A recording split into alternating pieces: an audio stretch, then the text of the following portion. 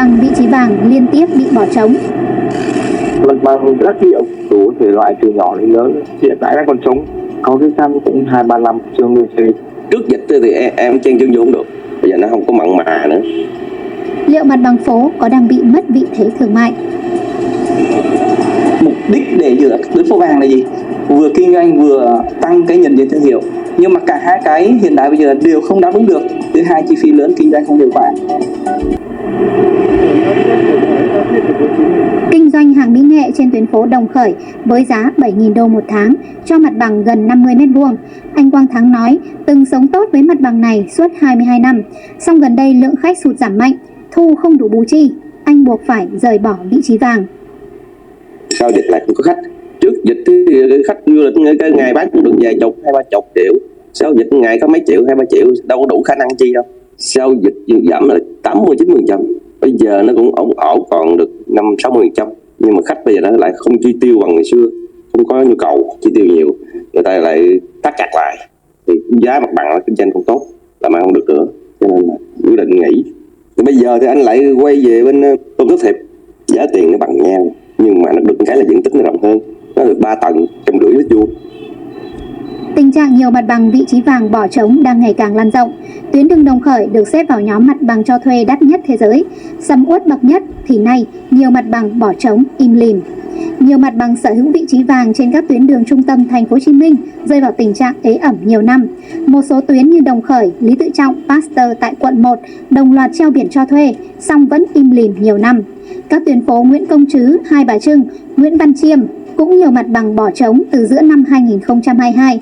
Tại Hà Nội, nhiều tuyến phố từng sầm uất như Kim Mã, phố Huế, Cầu Giấy xuất hiện ngày càng nhiều những mặt bằng trống.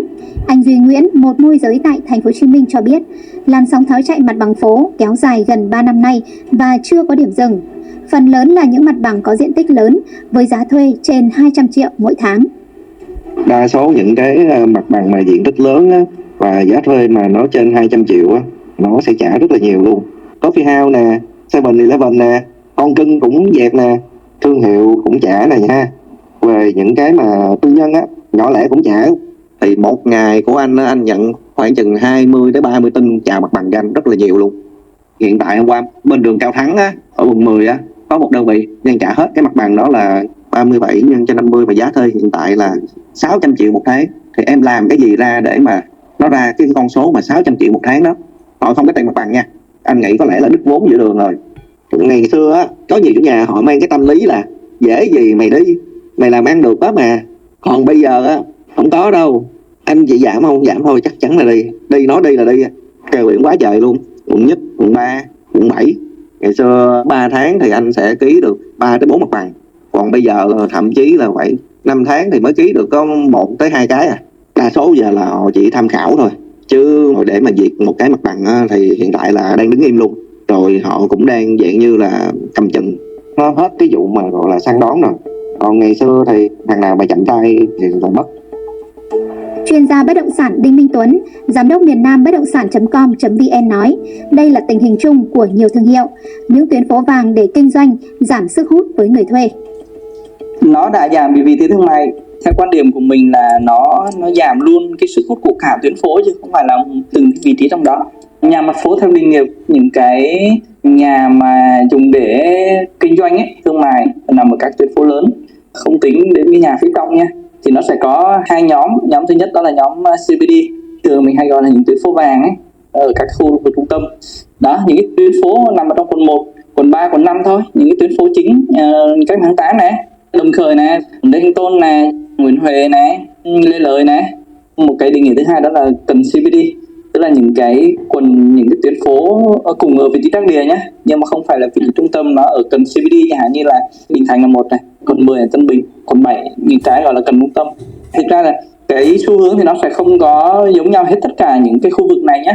Ví dụ như là trống thì nó chỉ trống ở CBD thôi, còn những cái tuyến phố cần trung tâm thì nó là không trống mà nó rất là sôi động. Lý do tại sao mà những cái tuyến phố trung tâm nó trống thôi, còn những cái tuyến phố xung quanh thì rất là sôi động. Thứ nhất là mình phải thẳng thắn đó là cái chi phí thuê mặt bằng trong khoảng 2-3 năm gần đây, mặc dù là thị trường nó đang có những cái điều chỉnh, kể cả kinh tế chung của thế giới chung nhé, nó cũng chưa có tốt, nhưng mà các tuyến phố này thì không giảm giá thuê, thậm thậm chí là thời điểm 24 so với thời điểm 23 thì vẫn tiếp tục tăng lên khoảng tầm đâu đó khoảng 6%. Chỗ đầu tiên là một số những cái thương hiệu thì họ sẽ dạt ra các khu vực cần CBD. Thay vì trước đây thì họ sẽ target cái nhóm những người đi du lịch này, du lịch nước ngoài và những người họ đi vào các cái tuyến phố chính. Thì bây giờ thói quen kể cả người ta đi chơi cũng thay đổi rồi.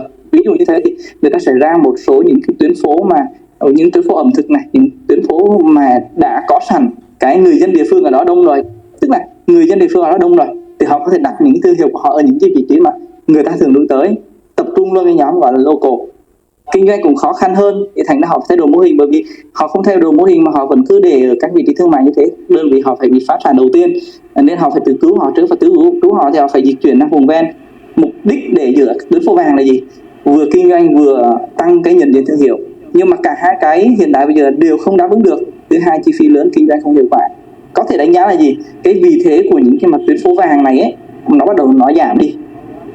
Giá mặt bằng ở vị trí vàng neo cao, trong khi những mặt bằng ở vùng ven và trung tâm thương mại phát triển, khiến người thuê không còn quá mặn mà phải ở trung tâm. Sự cạnh tranh rất lớn của những mô hình kinh doanh. Bây giờ trong những năm gần đây thì trung tâm thương mại phát triển rất mạnh, đó, thu hút rất nhiều những cái khu vui chơi giải trí dành cho trẻ em nữa. Thành ra là cái số lượng khách hàng họ đi chơi bị hút vào các cái trung tâm thương mại này, hoặc là những cái đô thị họ phát triển là những cái đô thị nó phát triển rất nhanh ấy. Kể cả trung tâm vùng ven cũng có những cái đô thị phát triển rất nhanh như Rand Park chẳng hạn thế, thì họ sẽ hút bớt những cái người khách đi. Các trung tâm thương mại thì họ định nghĩa là on one, tức là bố thì có thể đi mua sắm này, mẹ có thể đi ăn uống này, con cái có thể vui chơi các vị trí ở trong các trung tâm thương mại này. Và quan trọng hơn đó là tất cả các gia đình chỉ cần đến một địa điểm, thay vì trước đây là phải đi xé lẻ ra. Bây giờ quận 9 có một cái trung tâm to đùng người ta chỉ đến khu vực đó thôi. Hay trước đây chưa có Thistle Mall, chưa có Estella đúng không, thì người ta phải vào quận 1 để người ta tận hưởng đúng không. Thế bây giờ có Estella, có Thistle Mall thì họ ở đứng đó thôi. Còn Bình Thành thì trước đây họ vào quận 1, thì bây giờ ở Bình Thành có Landmark 81. Gò Vấp thì trước đây chưa có thêm Emax đồ này nọ. Thì thành ra là những cái địa điểm ở các cái quận liên quan ấy, vùng ven họ đã giữ chân người ta lại rồi, người ta không vào trung tâm nữa. Theo bà Võ Thị Phương Mai, chuyên gia bất động sản của CBRE Việt Nam, đây không hẳn chỉ là xu hướng mà là yêu cầu tất yếu, bởi nó là dịch vụ nhằm cung cấp cho cư dân, cũng là một bước dịch chuyển về mặt bằng thương mại khi mà mặt bằng ở trung tâm không còn đủ sức hút. Theo đánh giá, hiện tỷ lệ lấp đầy shop house chiếm đến 80 đến 90% các dự án cận trung tâm. Các mặt bằng shop house đang hoạt động rất sôi nổi, từ nhà hàng, quán cà phê, spa làm đẹp. Ngoài ra, ông Tuấn cho rằng sự bùng nổ của thương mại điện tử làm thay đổi hành vi mua sắm của người dân, cũng góp phần kéo giảm lượng khách tới vùng trung tâm.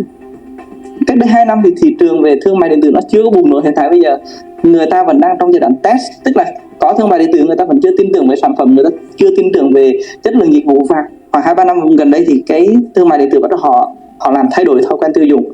Và quan trọng hơn đó là cái sự phát triển của các cái nhà delivery, tức là những cái đơn vị hiện tại họ giao hàng rất nhanh, kể cả F&B, các sản phẩm cao cấp, tức là xu hướng mua trực tuyến thay vì đến các cái cửa hàng chính.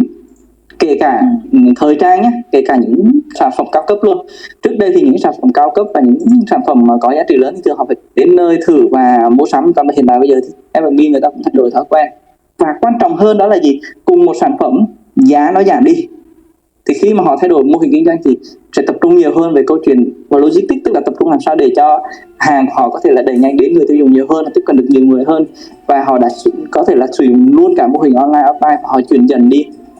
Theo ông Tuấn, trong ngắn hạn, mặt bằng cho thuê trên các tuyến phố lớn sẽ rất khó để lấp đầy, đặc biệt ở vị trí đắc địa.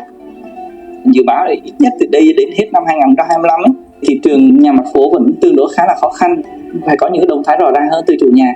Họ phải có những cái chính sách để có thể thu hút lại những nhà hàng. Có thể là họ không điều chỉnh giá, nhưng mà họ sẽ có những cái chính sách nó phù hợp hơn, có những cái hợp đồng, có những cái điều khoản nó sẽ linh hoạt hơn dành cho những người mà họ tới. Cùng với lại cái thời điểm mà du lịch quay trở lại tốt hơn rồi, mọi thứ nó phải tốn thời gian thêm để cho sau khi mà tiêu dùng thay đổi này, sau khi mà các đơn vị kinh doanh thay đổi thì phải đến chủ nhà thay đổi. Thì chủ nhà nếu mà họ cảm thấy là đây là một cái thời điểm bắt đầu họ thay đổi, họ phải thu hút lại, thì lúc đó thị trường nhà phố mới cân bằng được.